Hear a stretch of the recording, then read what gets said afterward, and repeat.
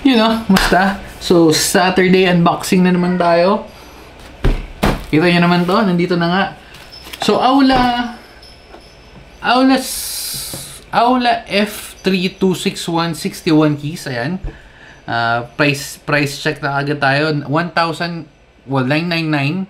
Pero nakuha natin na 788. So, check natin. Kasi, last week natin is yung fees, diba? So, actually, okay yun. Okay yun. So, check natin to. Well, for the record, ay hindi pala. Hindi nga yung isang Aula doon. Pero kasi ibang ano yun eh. Ay yung isang, yun yung bukod tangi kong Aula na medyo pangit. Hindi pala pwede. 87 keys yun, pero kasi may, actually meron na akong in transit nun.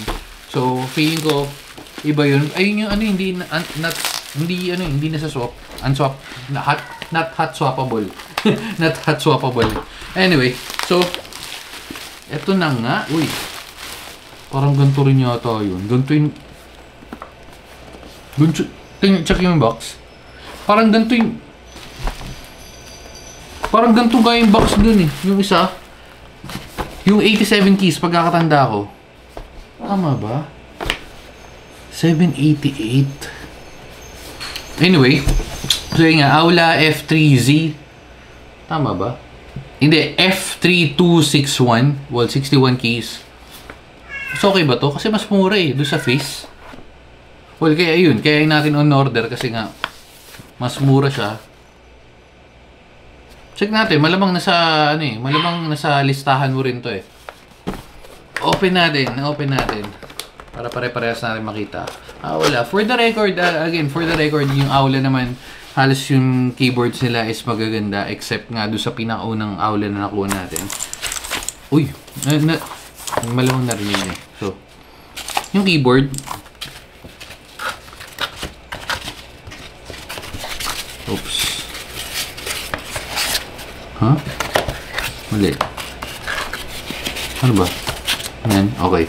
So, yung keyboard, meron kang kasamang, syempre, manual. Okay. So, pause nyo na lang. Pare-parehas lang naman yan. Okay. Ano rin ba to? RGB rin ba to? Feeling ko RGB to eh. Pero wala nakasulat eh. FN tab. Oh, ayan. FN tab. So, RGB siya. Pero, check natin. Kasi kung itong price na to, 788, is yung full RGB like yung Perky. Pero I doubt eh. Pero, malay natin.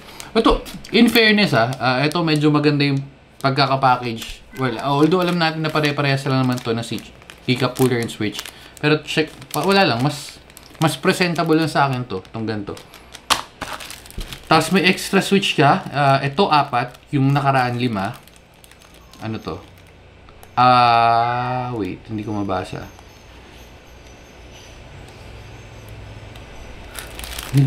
Ayan. Hindi mabasa men eh. Iba eh. Open natin. Hindi Aula eh.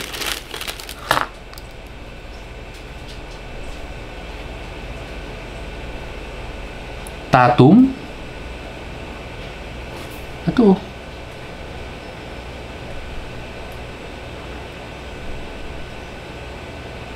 Hindi ko mabasa men eh.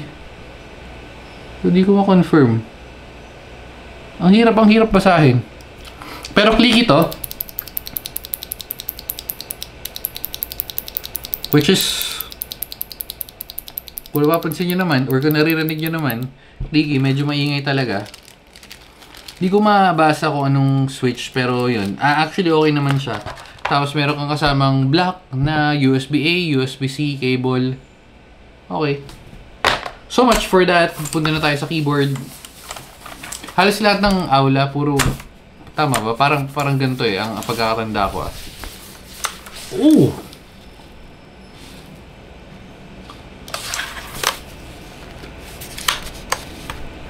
Parehas ng itsura nung, kahit balikan nyo pa yung isang video, parehas ng itsura min. Pero May pero, parang mas strip ko yung itsura nito. Yung keycaps. Pero tingnan natin.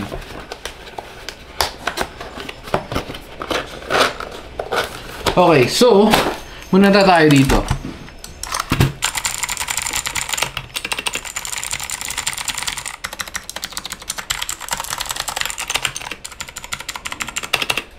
Okay. Dito, nasa upper left hand side, yung USB. Ay, may RG. May pailaw. Sa ilalim, may aula ka na logo. In fairness, medyo mas maano talaga to. Medyo advanced to. Kasi, una, galante sila hindi siya ganun ka big deal. Pero, alam mo yun, yung small details, actually, nagbibigay ng edge do sa keyword na yun. So, yan, dalawa yung stand niya. First, second, at madali siya buksan. Ito rin. Madali siya buksan. Aula F3261. Oh. So, yan. Meron lang siya parang design. Pero other than that, wala na yun. Promising for 788 or 800 pesos. Ito bang kukunin ko or yun isa? Open natin. So nakita niyo naman blue yung switch niya pero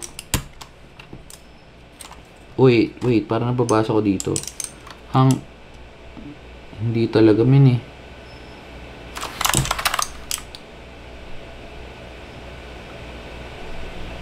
Otemu.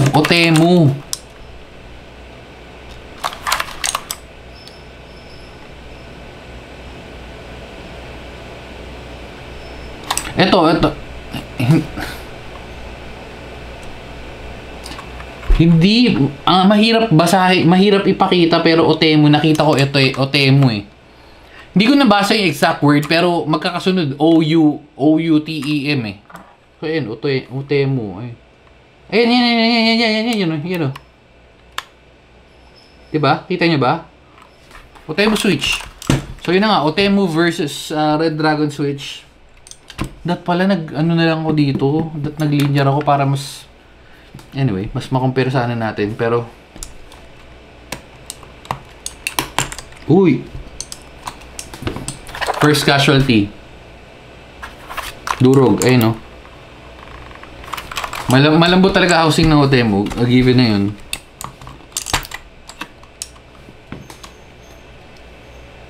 Okay.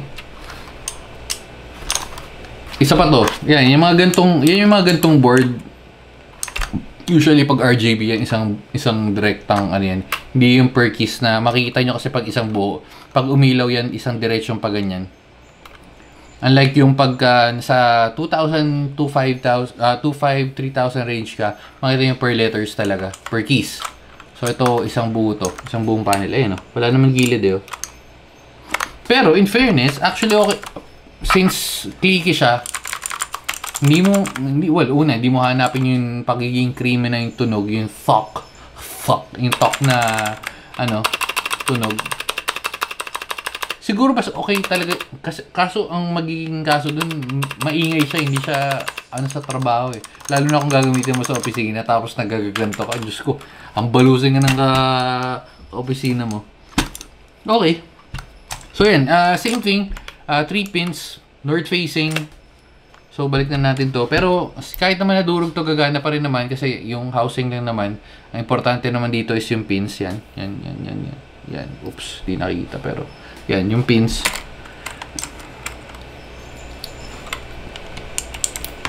Otemu? Okay ah. Isipin mo may budget sila sa ganun eh. Okay rin talaga yung Aula. Hindi siya matipid sa gamit. So open natin. Hiram tayo ng Android dahil dito na to. Oops, wait. Monkey type. Yan. Ready lang natin. Kable. Kasi last time hindi ko na gawa agad. Dito na tayo magte-testing ng. Ayan, USB-C lang. Well, pwede naman USB pero nandun yung dongle. Wala akong naka-ready kagad. So, wala. Di gumagana. Bakit? Ayun. Medyo, uy. Medyo may onting delay lang. FN tab. Ayun o. Meron ka ba ng ilaw lahat? Pero para sa akin mas maganda yung kulay nito. Mas maganda rin yung mas maganda pati yung print, yung design. Mas maganda to kaysa dun sa hindi ko sinasabing pangit yung nakaraan, which is yung Red Dragon, pero mas presentable sa akin to eh. Ayun no. Kita niyo naman eh. Ayun na ba? Oh. Parehas yun eh. So, ito na tayo, typing test. Game. Oops. Sorry, restart test.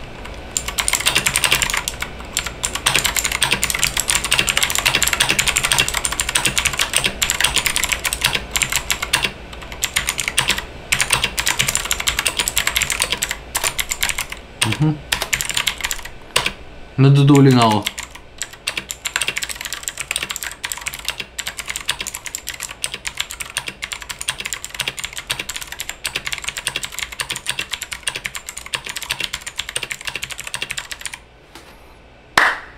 Naduling lang tayo ng bahagya pero hindi. Actually okay siya. Yung typing feels for its price, actually palag doon sa isa na mas mahal.